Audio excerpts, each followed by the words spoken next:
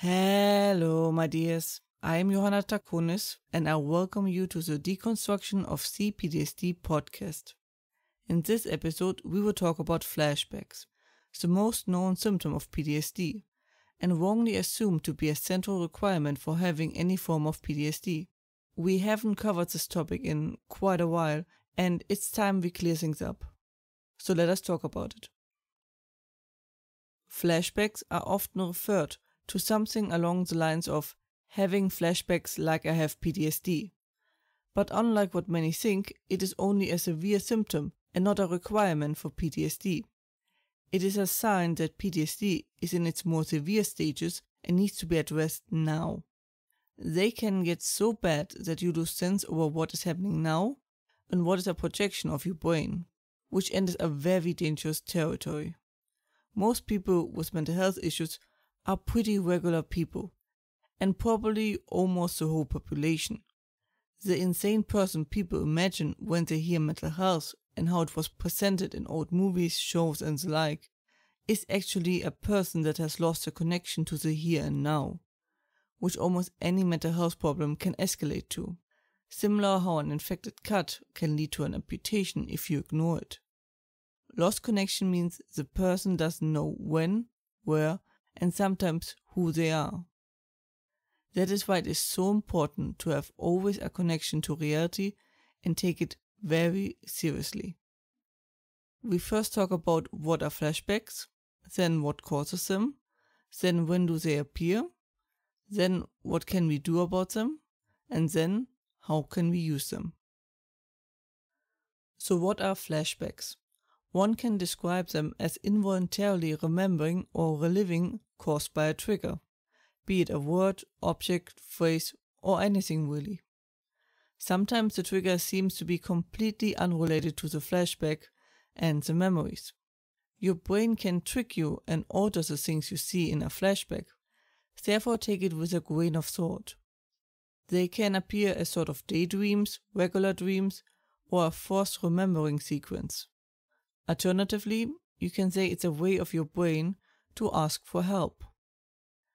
And by providing the memories, it exactly shows you where the issue is that is causing you harm and it can solve. Our brains are miracle workers and rarely require our help. But if we see flashbacks, then our intervention is needed. That doesn't necessarily mean you have to actively control your brain, but that you give the brain the tools, information, perspective, knowledge, experience, or whatever it needs. So that only applies if you keep having the same or very similar flashback. If the flashback keeps changing, that just shows you the brain is processing the memory and where it is at that moment, which is a good sign and shows you are progressing in your healing and processing what happened to you.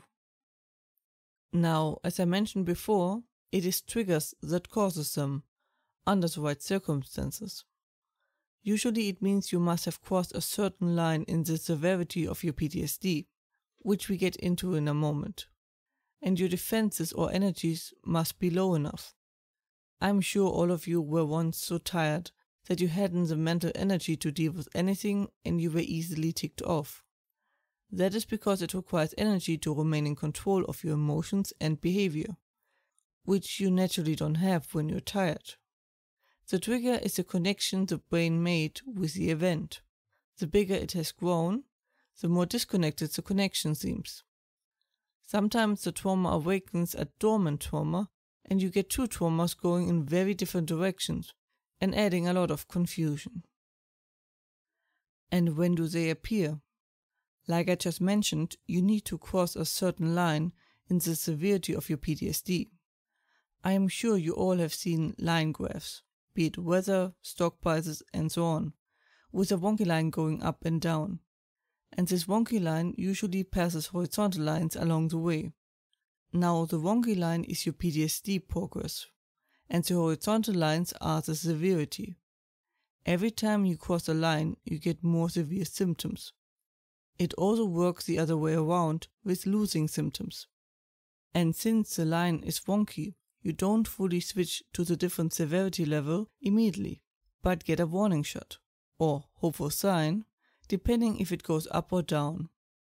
Your wonky line is pushed up by stress, added negative experiences, low energy, and the like. Either way, worse symptoms are a sign you are heading in the wrong direction and need to adjust your path and change what you're doing, if you can. Which leads us to, what can we do about them? We can take preventive measures to reduce the stress, like sports, games, breathing exercises, meditation, and whatever helps you reduce your stress and gives you happy hormones. Best, of course, is not even reaching the point by addressing the trauma and teaching our brain how it can take care of the trauma. Our brains are extremely good at that. But in that moment, we can only do our best to ground ourselves and reduce stress immediately. The breathing and grounding techniques are usually the most effective in this scenario. Also, creating an anchor, like the thought "it will pass," to get you through it. If it was disorientating, then make yourself aware with where, with whom, and when you are. Grounding yourself and actively acknowledging what reality is and that you are safe. And finally, we talk about how we can use them, because they have their uses and help us tremendously. Like I said, the brain shows us this as a way to ask for help, as the chunk is too big and it needs to be broken down into smaller bits. Because those flashbacks can become a way to show you where the problem is hiding, as the brain is a great scout. But how do we use them to our advantage? By paying close attention to what we are seeing. I mean this literally. Yes, we often know what it is about, but what is our brain exactly showing us in this moment? What is it trying to get our focus on? What aspect of the trauma? Who is there with us? What are we feeling? Is something missing or added? Similar to Sherlock Holmes, you must find the clues and evidence to solve this mystery. You will notice you are on the right path when the flashbacks start to change, even if it's ever so slightly, and show that your brain is now stuck somewhere else. Like I said many times, the more you learn to read your body signs on how it feels, and your brain's messages of what is going on, the faster and more effective and better you get. And that remains very useful for the rest of your life.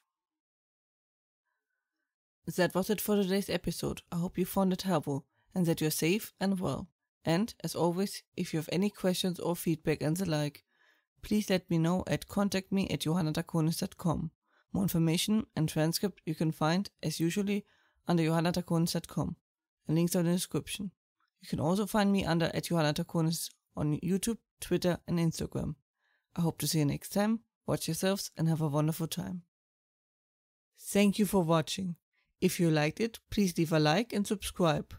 Let me know what you think in the comments, my socials, or a message.